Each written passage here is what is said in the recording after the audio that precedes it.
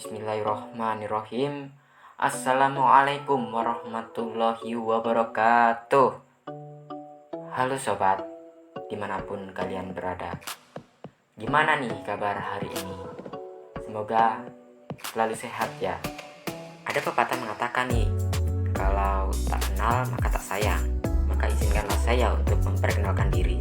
Jadi, nama saya adalah Bangun Tegar Firansyah dengan NPM 2011-03-10-44. Di sini saya akan membahas mengenai analisis kasus revenue significance pada perusahaan Garuda Indonesia Tbk.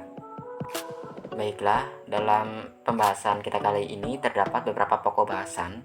Yang pertama pendahuluan, kemudian kronologi kasus, terus bentuk kelalaian, dampak kasus, selanjutnya solusi kasus, keenam keterkaitan kasus dengan teori, dan diakhiri dengan kesimpulan. Sekarang kita akan membahas mengenai pendahuluan. PT Garuda Indonesia Tbk didirikan pada tanggal 1 Agustus tahun 47 dan merupakan maskapai penerbangan milik negara Indonesia. Perusahaan ini mulai beroperasi pada 26 Januari tahun 49 dengan kode saham GIAA. Dan untuk kantor pusat dari perusahaan ini yaitu berada di Bandara Soekarno-Hatta, Tangerang, Banten. Selanjutnya kita akan membahas mengenai kronologi kasus. Jadi pada tanggal 1 April tahun 2019, perusahaan Garuda Indonesia melaporkan kinerja keuangan tahun 2018 ke Bursa Efek Indonesia. Nah, dalam laporan keuangan tersebut, perusahaan ini melaporkan keuntungan sebesar 809.000 US dollar. Hal tersebut berbanding terbalik dengan tahun lalu yang mana perusahaan telah merugi sebesar 216,58 juta US dollar. Nah, yang paling mencengangkan yaitu pada kuartal 3 2018 perusahaan ini masih dalam keadaan rugi sebesar 114,08 juta US dollar. Sehingga sangat tidak mungkin jika perusahaan tiba-tiba memperoleh keuntungan dalam waktu kurang dari setahun. Kemudian pada tanggal 24 April tahun 2019, selang beberapa hari setelah laporan kinerja keuangan ke Bursa Efek Indonesia, perusahaan ini menggelar rapat umum pemegang saham tahunan atau RUPST di Jakarta. Nah, salah satu tujuan dari diadakannya rapat tersebut yaitu untuk mengesahkan laporan keuangan perusahaan tahun 2018. Namun terjadi kisruh di dalam rapat tersebut. Dua komisaris perwakilan dari PT Trans Airways yaitu Khairul Tanjung dan Doni Oskaria menyatakan dissenting opinion serta enggan untuk menandatangani laporan keuangan tersebut.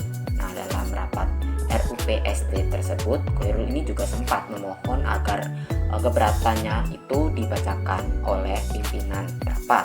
Akan tetapi, atas keputusan pimpinan rapat, permintaan Khairul tersebut tidak disampaikan dalam rapat sehingga hasil rapat menunjukkan bahwa laporan keuangan perusahaan Garuda Indonesia untuk tahun 2018 telah disetujui oleh semua pihak. Selang sehari setelah kabar penolakan laporan keuangan oleh dua orang komisaris tersebar, pada tanggal 25 April 2019, tiba-tiba harga saham GIAA itu menurun drastis, yaitu sebesar 4,4% pada saat penutupan perdagangan sesi pertama. Nah, harga saham yang mulanya itu seharga Rp500 per lembar saham turun menjadi Rp478 per lembar saham.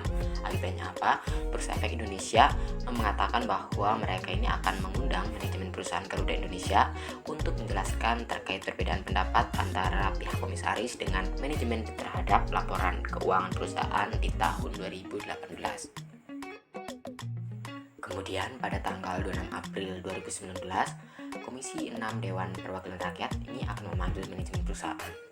Inas Nasrullah Zubir selaku Wakil Ketua Komisi 6 DPR menyatakan bahwa perdebatan antara manajemen perusahaan dengan dua komisaris perusahaan Garuda Indonesia akan dibahas pada rapat internal.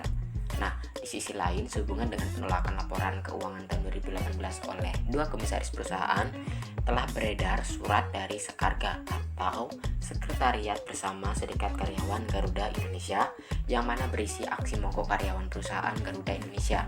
Dijelaskan juga dalam surat tersebut bahwa pemegang saham telah merusak kepercayaan publik. Nah, kemudian pada tanggal 30 April 2019 telah terjadi nih pertemuan antara Bursa Efek Indonesia dengan manajemen perusahaan Garuda Indonesia serta KAP Tanubrata Sutanto Fahmi Bambang dan rekan. Selanjutnya kita akan membahas mengenai bentuk-bentuk kelalaian yang menyebabkan kasus tersebut terjadi. Jadi yang pertama, akuntan publik tidak mampu menilai substansi perlakuan akuntansi atas pengakuan pendapatan piutang dan pendapatan lain-lain. Lalu, bentuk kelalaian kedua, akuntan publik tidak mampu menimbang fakta-fakta setelah tanggal pelaporan. Nah, hal ini termasuk bentuk pelanggaran dari SA 560. Dan yang ketiga, akuntan publik tidak menemukan bukti yang memadai. Nah, ini juga termasuk melanggar SA 500.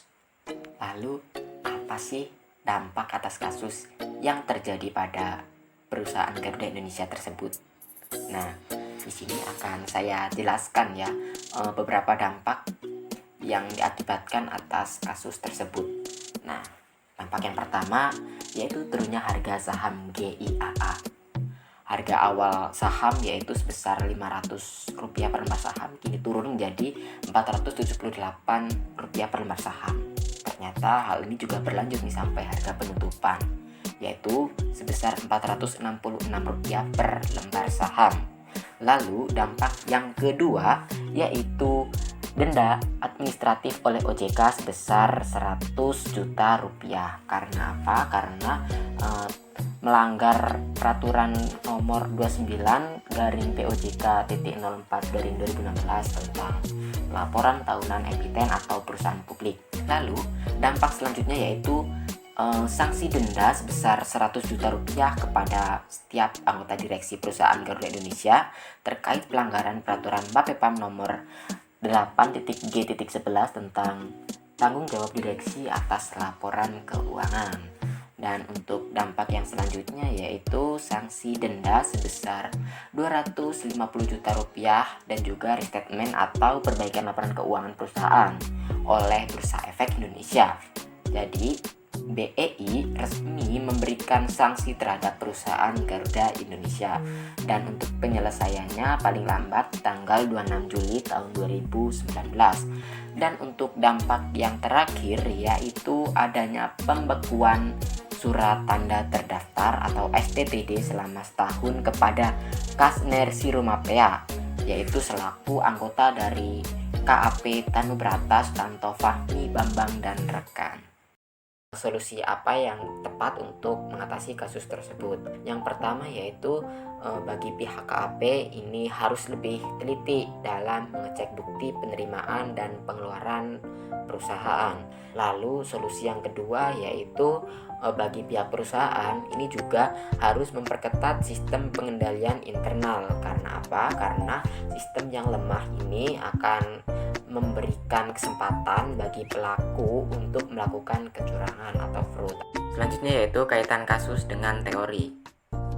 Teori yang pertama yaitu teori self-interest, yang mana teori ini itu menjelaskan tindakan seseorang untuk memenuhi kepentingan individu dan memberikan manfaat kepada publik. Berdasarkan teori ini, maka keputusan direksi dalam mengakui piutang sebagai pendapatan padahal belum jelas nih akan diterima oleh perusahaan atau tidak, itu merupakan sebuah pelanggaran. Nah, hal tersebut dikarenakan apa? Karena keputusan yang diambil ini tidak memberikan manfaat serta merugikan stakeholder perusahaan tersebut. Kemudian untuk teori yang kedua yaitu teori Virtue. Jadi teori Virtue ini merupakan teori yang menjadikan integritas seperti kejujuran dan ketulusan sebagai kunci dalam proses pengambilan keputusan. Jika dikaitkan dengan kasus, maka keputusan yang diambil oleh direksi perusahaan Garuda Indonesia telah melanggar teori ini. Nah, hal tersebut dikarenakan apa? Karena mereka secara sadar dan sengaja melakukan ketidakjujuran dalam melaporkan laporan keuangannya. Dan pokok pembahasan yang terakhir yaitu kesimpulan. Pertama, perusahaan Garuda Indonesia memanipulasi laporan keuangan tahun 2018. Dan untuk yang kedua yaitu perusahaan mengakui piutang sebagai pendapatan. Seharusnya pendapatan atas layanan konektivitas dan hiburan itu diakui sebagai piutang, bukan pendapatan. Dan kesimpulan yang ketiga yaitu pendapatan perusahaan meningkat, sehingga beban pajak yang dibayarkan untuk tahun tersebut juga meningkat. Sekian pembahasan materi dari saya. Untuk kurang dan lebihnya saya mohon maaf. Saya akhiri. Wassalamualaikum warahmatullahi wabarakatuh. See you.